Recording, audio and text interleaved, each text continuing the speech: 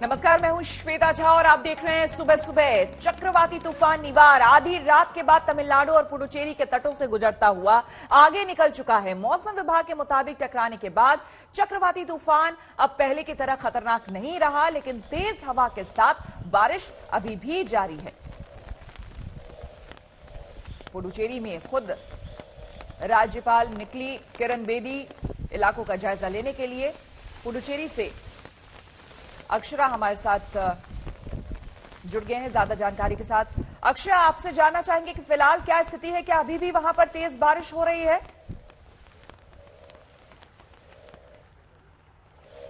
श्वेता, यहाँ पे अभी भी तेज बारिश हो रही है और हमारे साथ मौजूद है सीएम वी नारायण स्वामी जी। यहाँ पे पहले हम आपको एक तस्वीर दिखा सकते हैं कि यहाँ पे पूरे पानी भरा हुआ है।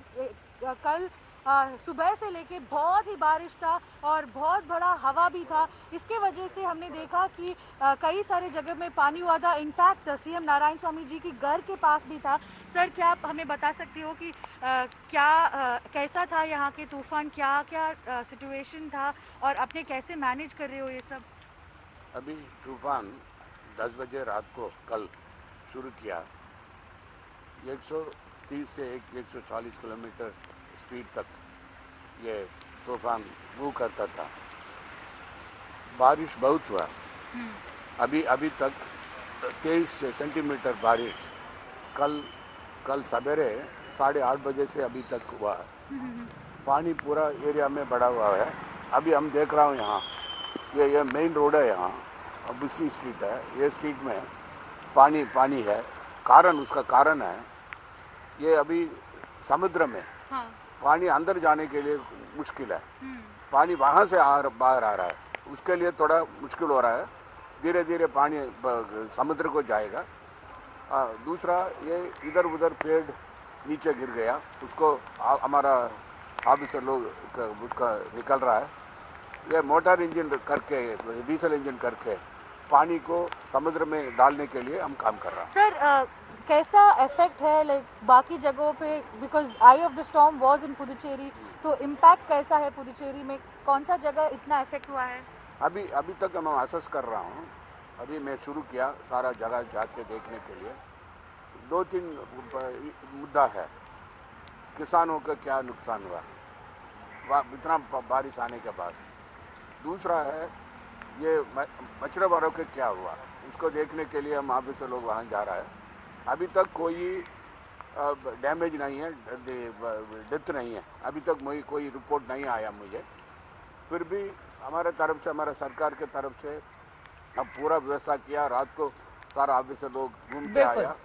अब इधर उधर पेड़ नीचे अक्षरा, जिस तरह से अधिकारी पानी है, जिस तरह से अधिकारी वहां पर बता रहे हैं कि पूरी तैयारी उनके तरफ से थी और लगातार वहां पर डैमेज कंट्रोल के लिए भी पूरी तरह से कोशिश की जा रही है। आपसे जानना चाहेंगे अगर आसपास आप कुछ तस्वीरें हमें दिखा सके वहां पर, क्योंकि जो फुटेज हम तक पहुंचे हैं उसमें हम देख रहे हैं बड़े बड़े पेड़ जो हैं वो सड़कों पर गिरे हुए हैं और काफी नुकसान वहां पर। हालांकि अभी आकलन करना मुश्किल होगा तुरंत में, क्योंकि अभी भी वहां पर जोरदार बारिश हो रही है। ये देखिए तस्वीरें हम दिखा रहे हैं पुडुचेरी की, जहां पर क्योंकि आई ऑफ द साइक्लोन कहें तो वो पुडुचेरी था और इसको देखते हुए, इसके मद्देनजर आप सड़कों की तस्वीरें देख सकते हैं। भारी नुकसान यहां पर हुआ होगा, लेकिन अभी इसका आकलन करना थोड़ा मुश्किल है। अक्षरा, बताएं, तस्वीरें अगर हो सके तो हमें तस्वीरें आप दिखाएं।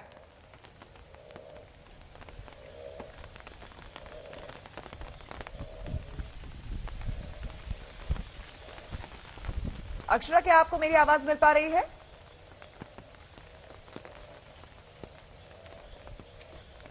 ये तस्वीरें आपको हम पुडुचेरी की दिखा रहे हैं और अक्षरा से हम बात करने की कोशिश करेंगे। अभी अधिकारी से वो बात कर रही थी, लेकिन आपको हम बता दें कि क्योंकि आई ऑफ द साइक्लोन पुडुचेरी था, इसके मद्देनजर आप देख सकते हैं कि सड़कों पर जिस रफ्तार से हवा यहां पर चली होगी, और क्योंकि बीती रात ही यहां पर तूफान निवार आया है, उसके बाद देखिए क्या तस्वीरें हैं।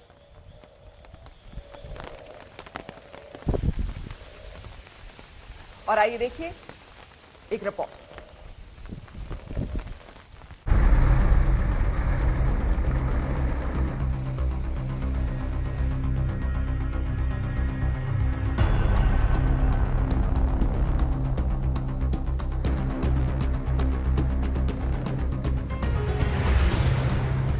पुडुचेरी से लेकर महाबलीपुरम तक जब चक्रवाती तूफान तट से टकराया तो हवा की रफ्तार 130 किलोमीटर से लेकर 145 किलोमीटर प्रति घंटे की रही। कडलोर में तूफानी हवाओं के साथ तेज बारिश होती रही। तूफान के तट से टकराने से पहले ही कडलोर में 1 किलोमीटर दूर अंदर तक समंदर की लहरों का आना जाना था। 6 से 7 फीट तक की लहरों के साथ समंदर का मिजाज बेहद खतरनाक हो गया। पुडुचेरी, कराईकल, नागापट्टनम और चेन्नई में तूफान के साथ जबरदस्त बरसात होती रही।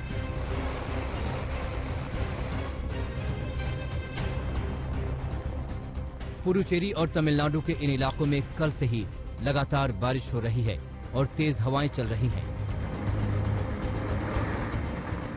आधी रात 3 बज रहा है पुडुचेरी में और हम यहाँ पे देख रहे हैं कि तेजी बारिश और सबसे तेज से हवा भी यहाँ पे हो रहा है।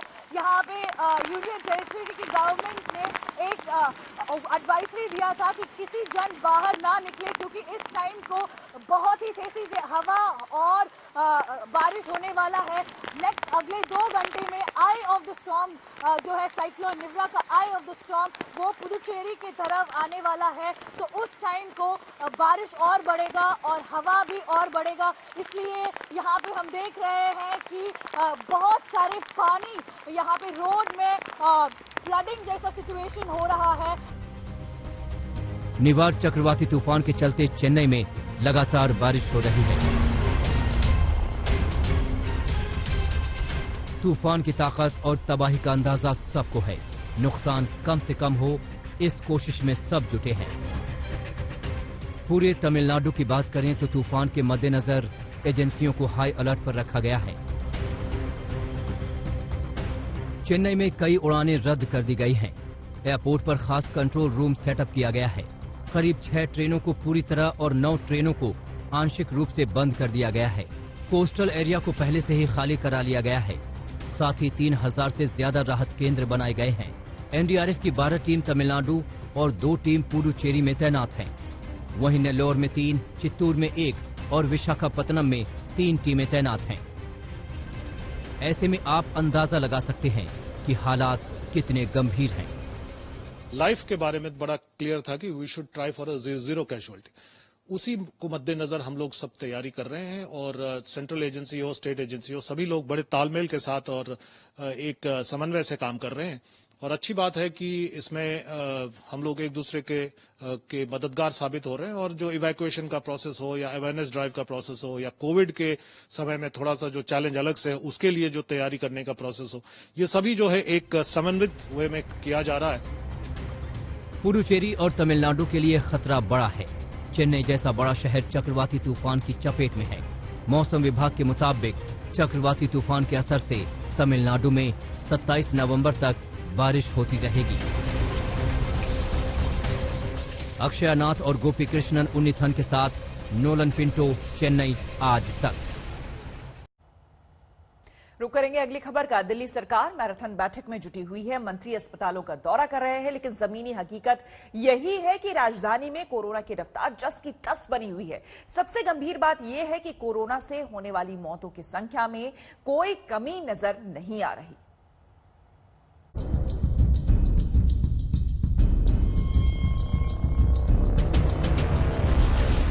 दिल्ली वालों के लिए कोरोना का रिपोर्ट कार्ड हर नए दिन के साथ महामारी का खौफ बढ़ा रहा है।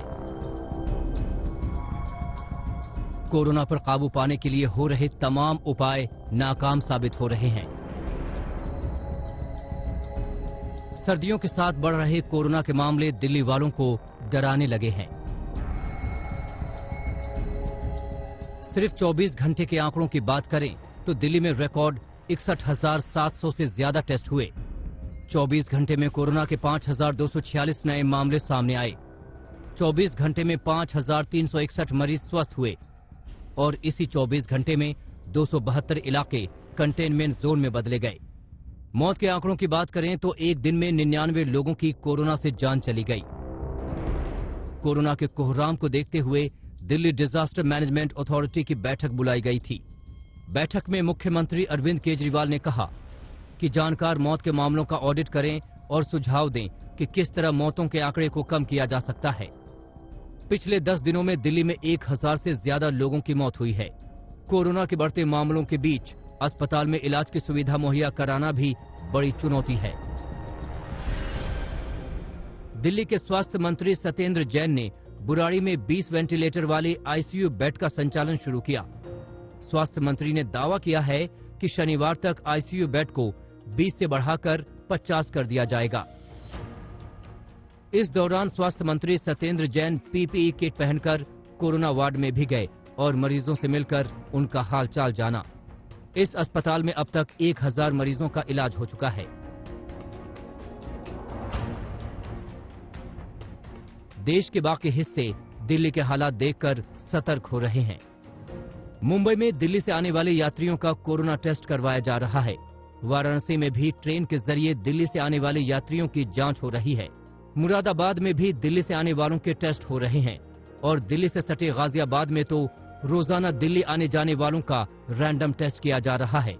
जो दिल्ली से जो भी पैसेंजर्स आ रहे हैं उनके लिए ये गवर्नमेंट की तरफ से व्यवस्था की गई है कि उनका हम रैपिड एंटीजन टेस्ट करके कोविड के बारे में पता लगा सकें। लेकिन दिल्ली से गाजियाबाद में के लिए एंट्री कर रहे हैं तो उनका रैंडम चेकिंग हो रहा है, सैंपलिंग हो रही है। अभी इसमें एक केस पॉजिटिव भी आया है। बहुत अच्छी पहल करी शासन ने ताकि जो दिल्ली में लहर कोरोना की बढ़ी है उसका प्रभाव यूपी में ना आए और गाजियाबाद खासकर गाजियाबाद में ना आए। कोरोना के पलटवार के चलते पंजाब में भी पाबंदियां वापस आ रही हैं। 1 दिसंबर से पंजाब के सभी जिलों में नाइट कर्फ्यू लागू हो जाएगा। नाइट कर्फ्यू का वक्त रात 10 बजे से सुबह 5 बजे तक होगा। सभी बाजार और दुकानें रात 9:30 बजे बंद करना जरूरी है। 15 दिसंबर के बाद नाइट कर्फ्यू जारी रखने पर फैसला होगा। देश के बाकी राज्यों में भी पाबंदियों का दौर शुरू हो चुका है। गुजरात, राजस्थान और मध्य प्रदेश के कोरोना प्रभावित शहरों में रात का कर्फ्यू लगाया जा रहा है। हरियाणा में 30 नवंबर तक स्कूल दोबारा बंद कर दिए गए हैं। हालात मुश्किल हैं और लापरवाही की वजह से ये और बिगड़ सकते हैं। दिल्ली से हिमांशु मिश्रा, पंकज जैन और मुंबई से पंकज उपाध्याय के साथ आज तक ब्यूरो। पहाड़ों पर जबरदस्त बर्फबारी हो रही है। कश्मीर के कई इलाकों में मोटी सफेद की चादर बिछ गई है। इससे मुश्किलें बढ़ी है, लेकिन पर्यटन को एक उम्मीद जगी है।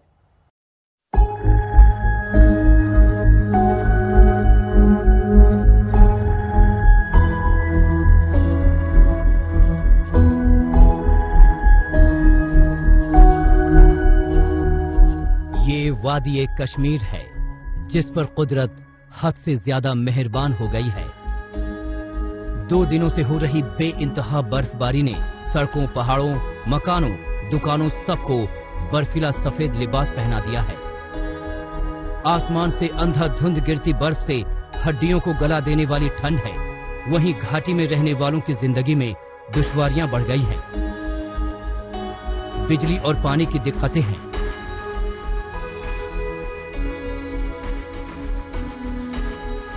लेकिन कुदरत के इस कहर के बीच जिंदगी को आगे बढ़ाने वाली एक उम्मीद भी है।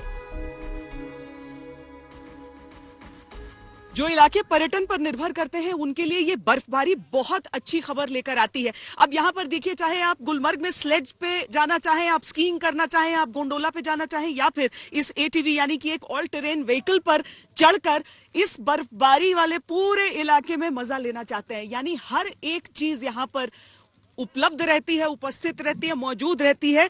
और इस बार जिस तरह की बर्फबारी हुई है, और चूंकि लोग कोरोना की वजह से, लॉकडाउन की वजह से विदेशों की यात्रा तो कर नहीं सकते हैं, लेकिन ये कौन सा विदेशी जमीन से आपको किस जगह की खूबसूरती से यहाँ पर कमी नजर आती है। इसीलिए ऐसी बर्फबारी, उसमें इस तरह की चीजें वाकई पर्यटकों के लिए भी एक बहुत बड़ी सौगात।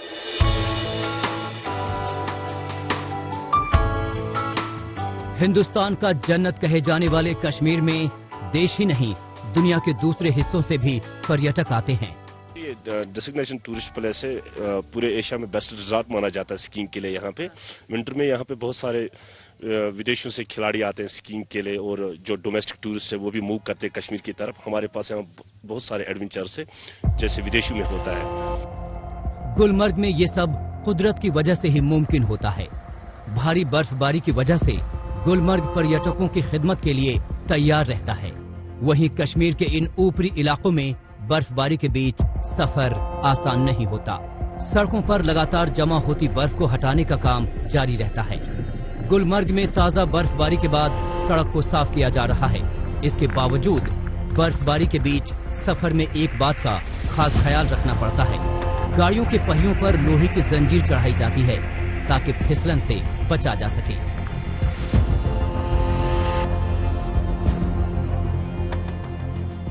हमारे व्हीकल में जो ये टायर है स्लिप हो रहा है, इसीलिए हमको ये चैन लगाना पड़ता है। ग्रिप, ये ग्रिप पकड़ता है, फिर कोई प्रॉब्लम नहीं आता है हमको। मतलब चेन के बिना गाड़ी चढ़ेगी नहीं? नहीं चढ़ेगा आज मैम साहब। जो ये बर्फबारी है, इस पे खाली चैन का जरूरत पड़ता है। चाहे 4 व्हील को चैन नहीं लगाना है, 2 व्हील को चैन लगाना है यहाँ पर।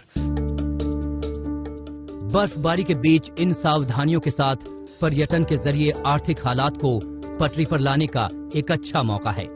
वहीं इस बर्फबारी के कई दूसरे लिहाज से भी ये बर्फबारी अच्छी है। जिस तरीके से मैदानी इलाकों में बारिश के अपने फायदे होते हैं, पहाड़ी इलाकों में बर्फबारी के बहुत फायदे होते हैं। फसलों के लिए अच्छी होती है ये बर्फबारी। जो मिट्टी में जो नमी रहती है वो अलग अलग फसलों के लिए बहुत अहम होती है। और साथ ही जो ग्लेशियर्स होते हैं वहां तक जो बर्फबारी होती है, ग्लेशियर्स जो कि एक तरह से पूरे पर्यावरण की गर्माहट की वजह से उनमें दरारें आती हैं, तो ये बर्फबारी उन दरारों को सील करने का काम करती है।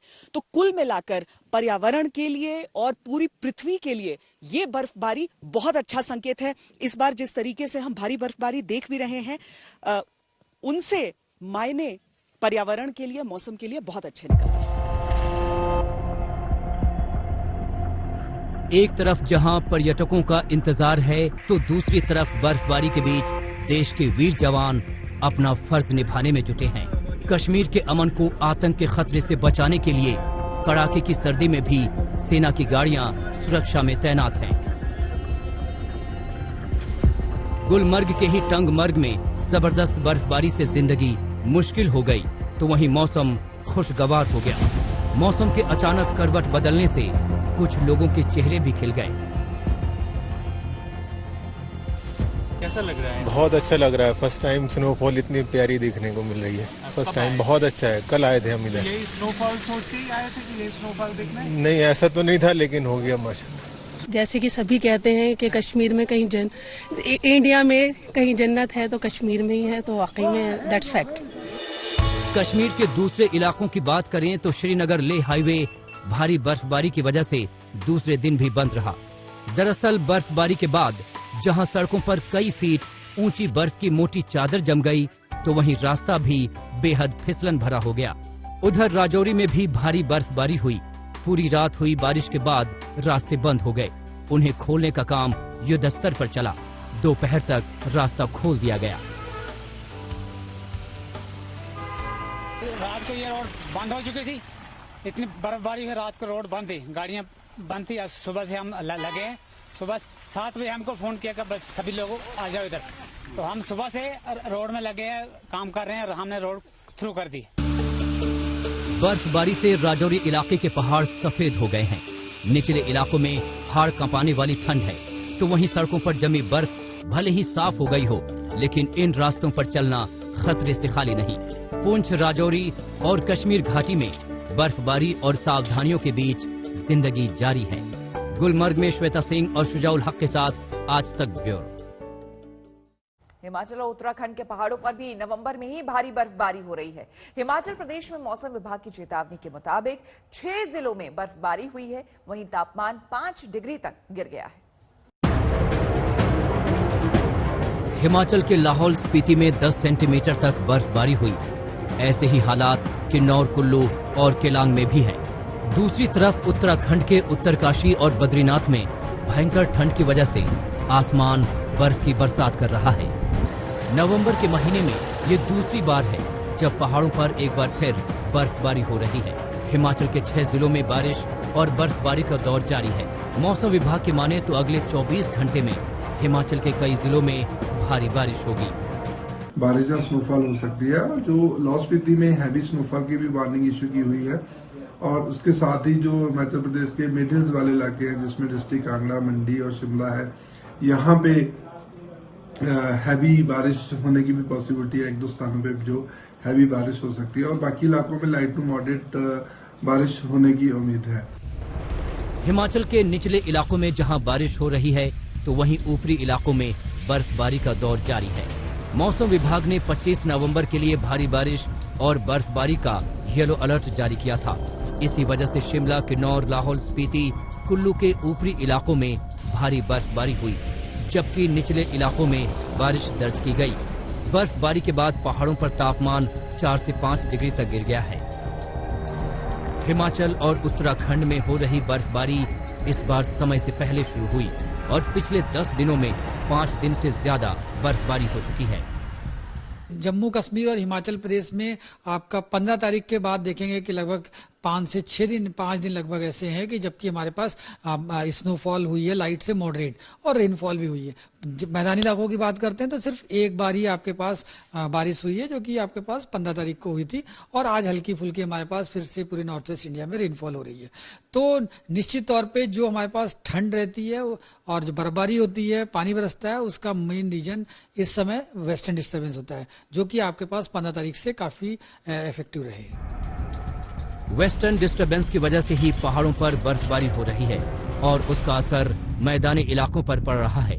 मैदानी इलाकों में नवंबर में ही दिसंबर वाली सर्दी पड़ रही है। लाहौल में मनविंदर अरोड़ा और शिमला में विकास शर्मा के साथ कुमार कोड़ाल, दिल्ली आज तक।